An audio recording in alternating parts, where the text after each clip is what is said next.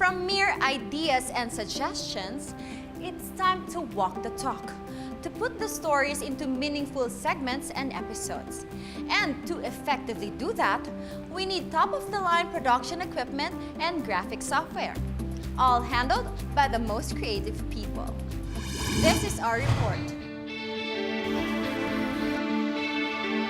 So why is this or that a game changer? This is the question that puts direction to the entire production process.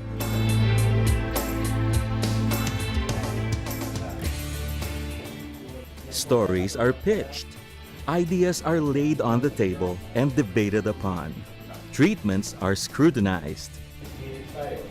No stone is left unturned at the weekly production meeting. Pag nagsa-story conference, no, may ilang mga batayan talaga na gusto nating makita. Yung una, eto ba kakaiba? Pangalawa, marami bang makikinabang? At pangatlo, yung hindi siya fad. Kumbaga, pag in-implement yan, magbabago talaga yung buhay ng tao. Lalo-lalo na yung karamihan. The researchers and producers map out the elements of every story. The resource persons, the case studies, and the supporting data and statistics. Then, the timetable for the shoot or taping is finalized. These footage that you see in every episode are a result of this. Nagamitan namin ng iba't ibang lente para kuha namin yung depth ng istorya. And then, ginagawa namin na mas maganda kasi kung i-defocus mo yung background mo. And then, yung paggamit ng ilaw, mas maganda kung bibigyan mo siya ng tamang pag-iilaw. Ginagawa ko na parang docu-style. Inaano ko yung detail ng bawat shot, tapos yung tamang paghagod dun sa subject namin. Game Changer teams travel to different locations for stories and interviews. The combination of dramatic lighting and calculated camera treatment give the Game Changer look and flavor to every story. In choosing the right equipment for the right shoot, that always depends on the location. As we go on a shoot, we always prepare for good lights. All this is achieved with the help of top-of-the-line equipment. To make the show more attractive and more compelling, it has to have different dynamics. So we incorporated different kinds of equipment, katulad ng Ronin. We use most of the time for aerial shots, mga drones. We built a studio so we can use it for mga virtual sets natin. By using these equipment, we can give the viewers a different perspective of the stories that we tell. Drones, cranes, GoPro cameras are the tools of the trade. These videos are then narrated and given structure in the scripts. Sentences are constructed not just to emphasize the game-changing elements, but also make the viewers empathize and relate to the people we feature.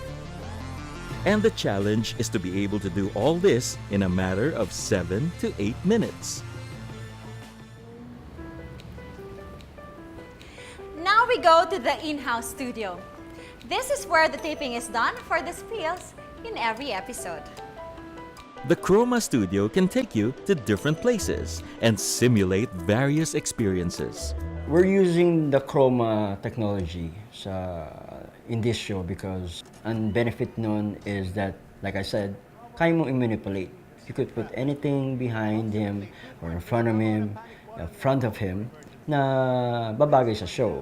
I think the production team was very creative. No? Ang naging thematic ng production was really not just showing or not just interviews.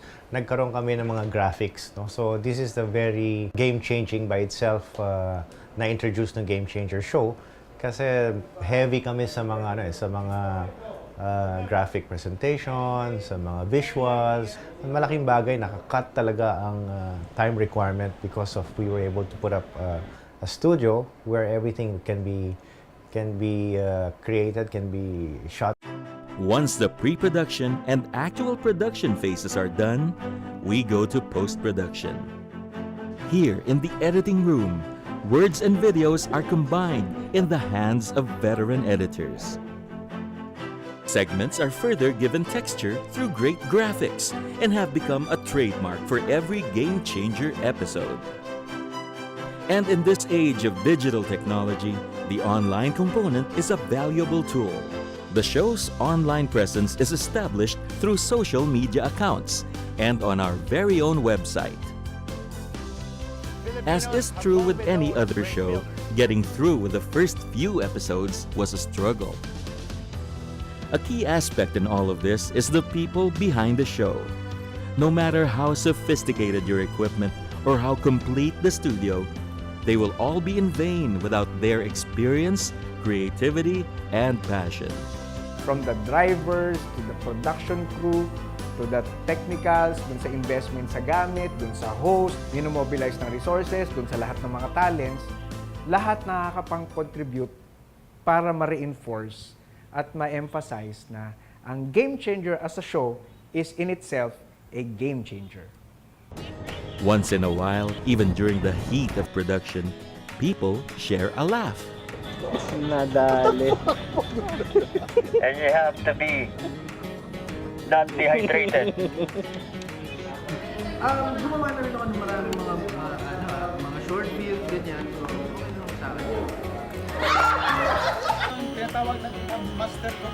No, teka lang, si Derek. Si Derek, cut!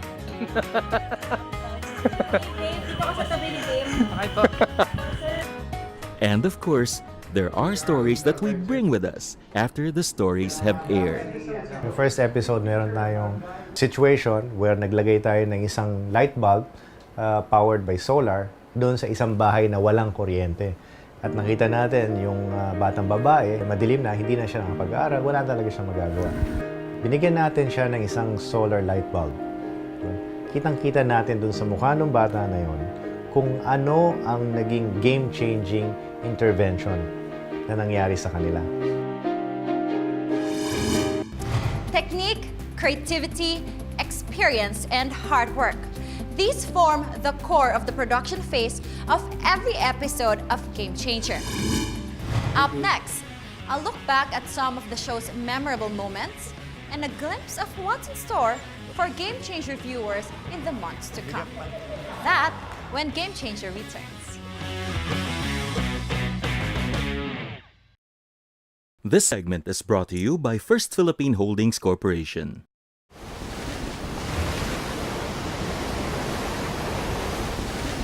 It was November 2013 when nature dealt the Philippines a blow that would leave an indelible scar on our memories forever.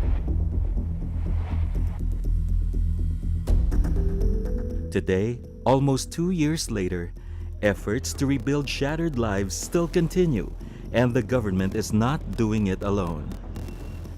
Companies such as the Energy Development Corporation are doing their part not only to rebuild, but to build back better.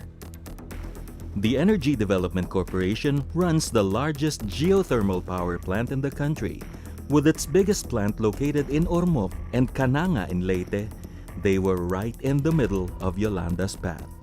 We were also victims. Our employees, their families, and even the power plants. We were not just there to help, we were actually victims and we needed to help ourselves. Soon after, we realized that the community surrounding our plants needed more help than we did. The Lopez family said, I think it's not enough that we brought in relief goods. Maybe we can do something more sustainable, with longer and bigger impact. And then they felt, let's do schools. 3,171 schools were damaged, and along with it, crumbled the hopes of thousands of children who feared for their future. Thus was born the Leyte Rebuilding Project. It's a school rebuilding project not only by the EDC, but by no less than 4 Lopez companies: First Gen, First Philec, First Balfour, and Rockwell Land. We want students to be inspired. You know, after Yolanda, most of them never came back to school because there was no classroom. One classroom is to 127 students. That's how bad it was after Yolanda. And we hope with our donation, at least we can change it and bring it back to the standard, which is 45 students per one classroom. The classrooms are unlike any the students have seen before. They are equipped with genderized toilets, are PWD friendly, have high ceilings for proper ventilation, and are move-in ready. 56 more classrooms will be completed by the end of 2015. If you put the school there, if you train the people to do something, to have a skill, then you help them get out of poverty. While we grow as a business in Leyte, we'd also like them to have better lives in the future, especially for the children.